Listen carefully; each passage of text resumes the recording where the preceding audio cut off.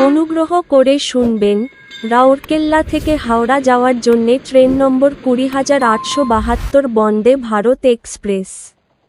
প্রতি মঙ্গলবার বাদে সপ্তাহে 6 দিন দুপুর 1:35-এ রাউরকেল্লা জংশনের 3 নম্বর প্ল্যাটফর্ম থেকে ছেড়ে যায় এবং এটি হাওড়া পৌঁছায় একই দিন রাত 7:50-এ হাওড়া জংশনের 20 নম্বর প্ল্যাটফর্মে।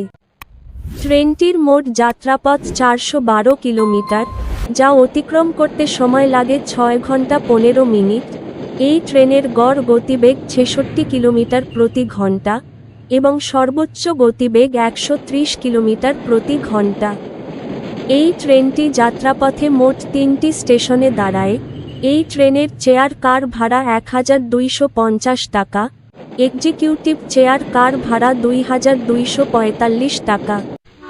ভিডিওটি ভালো লাগলে লাইক করবেন এবং সঠিক তথ্যের জন্য চ্যানেলটিকে সাবস্ক্রাইব করবেন।